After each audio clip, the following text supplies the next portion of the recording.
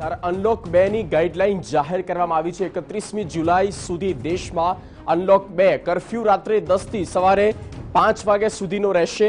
31મી જુલાઈ સુધી school college પણ બંધ રહેશે। અનલોક 2 ની ગાઈડલાઈન જાહેર કરવામાં આવી છે અને આ અંતર્ગત 31મી જુલાઈ સુધી આ ગાઈડલાઈન જે છે તેનું પાલન કરવાનું રહેશે। કર્ફ્યુનો સમય બદલાયો છે, રાત્રે 10 વાગ્યાથી સવારના 5 વાગ્યા સુધી રહેશે કર્ફ્યુ। અનલોક 2 ગાઈડલાઈન જાહેર કરવામાં આવી છે અને અનલોક 2 અંતર્ગત સ્કૂલ કોલેજ પણ બંધ રહેશે। કર્ફ્યુનો સમય જે અનલોક 1માં હતો તે 5 વાગ્યાથી હવે વધારીને સીધો 10 વાગ્યાનો એટલે કે 1 કલાકનો ફેરબદલ કરવામાં આવ્યો છે। દિલ્હીમાં મેટ્રો ટ્રેન સેવા પણ શરૂ કરવામાં આવશે। અનલોક 2 ની જે ગાઈડલાઈન છે અને તેના હવે કેટલાક નીતિ નિયમો છે તેનું પણ પાલન કરવું રહ્યું અને એ તમામને જાણવું અત્યંત જરૂરી છે કે શું બદલાવ આવ્યો છે અનલોક 2 અંતર્ગત। રજનીશ રંજન संवाददाता फोन लाइन पर जोड़ाया है। रजनीश, 31 जुलाई तक देश में रहेगा अनलॉक 2, पूरी खबर। देखिए, सबसे बड़ी खबर यह है कि केंद्र सरकार ने, गृह मंत्रालय ने मेट्रो रेल सेवाओं को शुरू करने का फैसला लिया है। ये 23 मार्च को बंद किया गया था और लगभग 3 महीने के बाद ये बड़ा निर्णय है। मेट्रो रेल शुरू किया जाएगा। इसके अलावा cinema hall, gym, swimming pool, entertainment park, theatre, auditorium, ऐसे तमाम जगह जहां पे लोगों की असेंबली होती है, लोग जमा होते हैं, उन तमाम जगहों को खोलने का निर्णय लिया है। तमाम जो सामाजिक, राजनीतिक या खेल कूद के जो एक्टिविटीज हैं, जो entertainment, academic, cultural, religious function है, उन तमाम फंक्शंस को, उन तमाम कार्यक्रमों को सरकार ने खोलने का निर्णय लिया है। लेकिन डेट तय नहीं किया गया है। साफ तौर पर गाइडलाइन में लिखा गया है कि जो डेट्स हैं वो तय किए जाएंगे। स्टैंडर्ड ऑपरेटिंग प्रोटोकॉल यानी कि एसओपी जब सरकार तय करेगी तो तारीख भी तय की जाएगी और उसमें सोशल डिस्टेंसिंग का पालन करते हुए तमाम जो स्वास्थ्य मंत्रालय का जो कोरोना प्रोटोकॉल है उसको ध्यान में रखते हुए ये डेट तय किए जाएंगे। लेकिन बड़ी खबर और बड़ी जानकारी यही है कि दिल्ली में जो सामान्य या देश के जो तमाम मेट्रो शहर हैं जहां पे मेट्रो ट्रेनें चलती हैं उन तमाम जगहों को इसमें रखा गया है, वहां पर ये खोले जाएंगे। ये भी बताया गया है कि जो स्कूल कॉलेज हैं, एजुकेशनल और कोचिंग इंस्टीट्यूशन है, उनको 31 जुलाई 2020 तक बंद रखा गया है। यानी कि स्कूल कॉलेज या शैक्षणिक संस्थान है वो अभी नहीं खोले जाएंगे।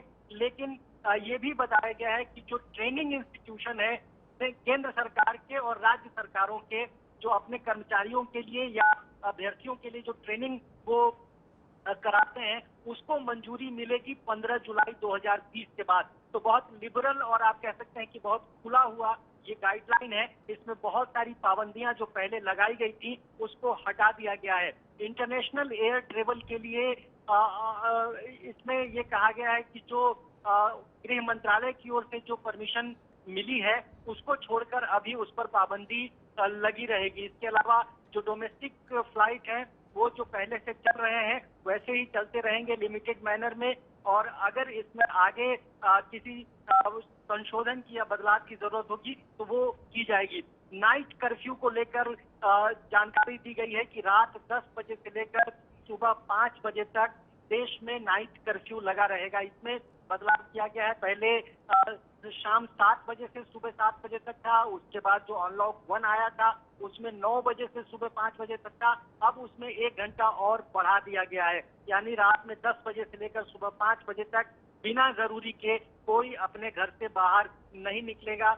ये नाइट कर्फ्यू लागू रहेगा। इसके अलावा बहुत सारे और भी जो नियम है वो बनाए गए हैं। कंटेनमेंट जोन के लिए जो पहले से नियम है वो उसी नियम को रखा गया है, उसमें छूट नहीं दी गई है। जो ज्यादा उम्र के लोग हैं, जो वल्नरेबल पर्सन है जिनकी उम्र 65 साल से ज्यादा है और छोटे बच्चे जिनकी उम्र 10 साल से कम है, ऐसे लोगों को घर से बाहर नहीं निकलने की सलाह दी गई है। लगातार आरोग्य सेतु ऐप का इस्तेमाल करने की बात कही गई है और गाइडलाइन को पूरी तरह से पालन करना है। तमाम राज्यों को और जो केंद्र शासित प्रदेश हैं वो इस गाइडलाइन को मानेंगे और ये गाइडलाइन डिजास्टर मैनेजमेंट एक्ट 2005 के तहत लाया गया है। तो तमाम चीजें जो पहले थी वो रखी गई हैं, लेकिन बहुत सारे जो छूट हैं, बहुत सारे जो रिस्ट्रिक्शन है उसको हटा दिया गया है। जी रजनीश, तो ये चीज अभी सामने आई है कि जो कंटेनमेंट एरिया है और नॉन कंटेनमेंट एरिया है, उनकी जो पैरामीटर्स है वो सिर्फ ध्यान में रखने होंगे। इसके अलावा हर वो क्षेत्र से जुड़ा हुआ रोजगार जो है वो काफी हद तक वो खोल दिया गया है। बिल्कुल, देखिए कंटेनमेंट जोन को पहले की तरह ही स्ट्रिक्ट रखा गया है। उसमें बहुत ज्यादा चीजें नहीं बदली गई है, बहुत ज्यादा नियमों में संशोधन नहीं किया गया है। लेकिन जो नॉन कंटेनमेंट जोन है उसको रेगुलाइज करने का सरकार का ये निर्णय है। हालांकि तारीख सरकार की ओर से नहीं बताई गई है, लेकिन सीधे सीधे कहा गया है कि जो एक्टिविटीज परमिट होंगी ड्यूरिंग अनलॉक 2, उसमें मेट्रो की सेवा है, उसमें इंटरनेशनल एयर ट्रेवल की व्यवस्था रहेगी, उसमें cinema hall, gym, swimming pool जैसे जो तमाम चीजें पहले बंद थी उन तमाम को खोला गया है। स्पोर्ट्स एक्टिविटीज को लेकर भी पहले बहुत साफ साफ नहीं था कि स्टेडियम में कितने लोग होंगे या नहीं होंगे। अब उस पर भी पाबंदी हटा दी गई है। तमाम स्पोर्ट्स एक्टिविटीज चलेंगी। सोशल पॉलिटिकल जो एक्टिविटीज हैं वो चलती रहेंगी।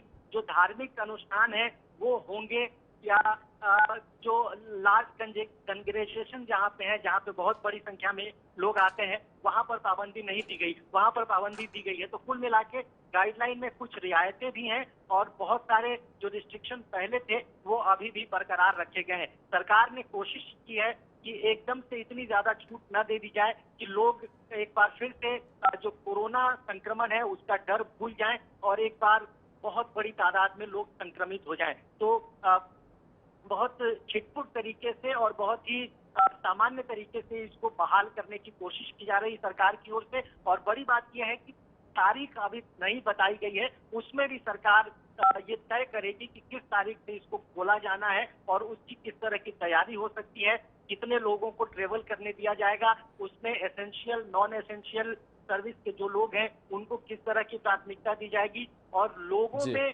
बहुत ज्यादा इतना उत्साह न हो कि लोग सड़क पर आ जाएं और बहुत ज्यादा भीड़ लगा दें, उसका पूरा ख्याल इस गाइडलाइन में रखें। बिल्कुल, शुक्रिया रजनीश ये पूरी जानकारी के लिए।